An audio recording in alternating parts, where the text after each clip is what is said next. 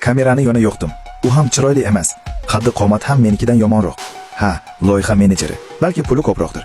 Leluli, agar sen nikohni shu sababli sotgan bo'lsang, men ko'zi ko'r ahmoq ekanman. Tez orada bir nechta politsiya mashinalari yetib keldi. Ular kelishi bilan butun hovli tomosha qilishga chiqdi. Odamlar tomoshani yaxshi ko'radi. Politsiya ko'tarilishi bilan jurnalist kamerasi bilan yugurib bordi. Men yanada qattiqroq kuldim. Kularkanman, ko'zlarimdan yosh oqardi. Taxminan yarim soatdan keyin politsiya Leluli va Yantyunni kiyimli holda mashinaga olib chiqdi. Aqlli jurnalist olomon ichidan yashirincha suratga oldi. Qo'shnilar ham videoga oldi. Ijtimoiy tarmoqlarga tarqaladi. Hamma bu zo'rlash deya gapirmoqda. Kimdir bu erkak haqiqiy jirkanch deydi. Boshqasi, yo'q, bu be'ma'nilik deydi. Kimdir esa, bu ayol mening ustimda yashaydi. Eri doim safarda. U yo'qligida shovqin ko'p, erkaklarni olib keladi deydi. Endi eri buni bilsa, albatta aqldan ozadi. Ularning oxiri keldi. Men esa o'zimni yulduzdek his qildim. Maqsadga erishildi. Endi qo'ng'iroqni kutyapman. Qarindoshlarini olib ketaman.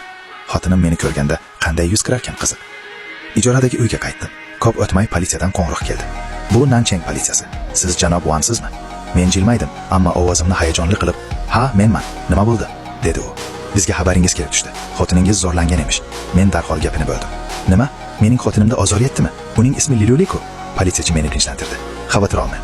Sizning xotiningiz zo'rlanmagan." Men yengil nafas olib, "Xudoga shukr. Asosiysi Leluli sog' dedim." Ammo u davom etdi.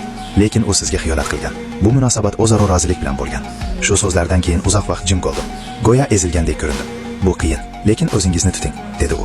Men achchiq ohangda, "Tushunaman. Juda kutilmagan bo'ldi. Aytgancha, xotinimning ota-onasiga aytmadingizmi? Ular 50 dan oshgan, sog'ligi zaif", dedim. U jim turib, keyin, "Afsuski, hamkasbim allaqachon ularga qo'ng'iroq qilgan. Ular yo'lda", dedi. Men hayajon bilan, "Hozir boraman", dedim. Telefonni qo'yib, yotdim va ichimda, "Leluli, ota-onangning ko'ziga qanday qaraysan?" deb o'yladim. Otasining yuragi zaif edi.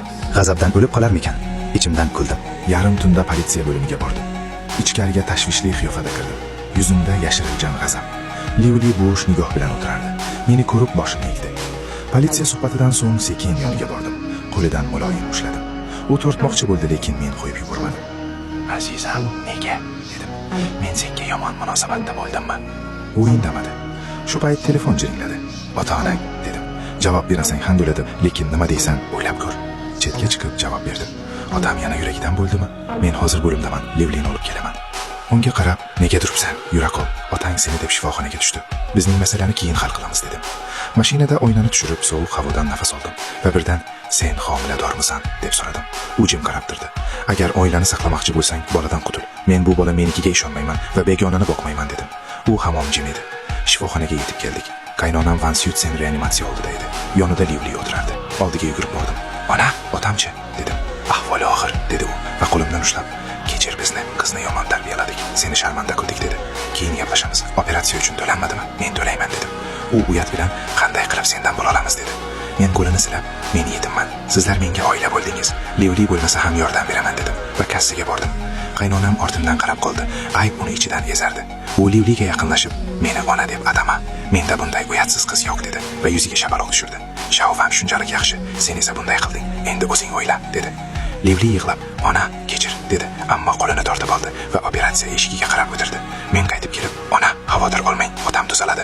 Operatsiyani to'ladim, yetmasa yana to'layman", dedim.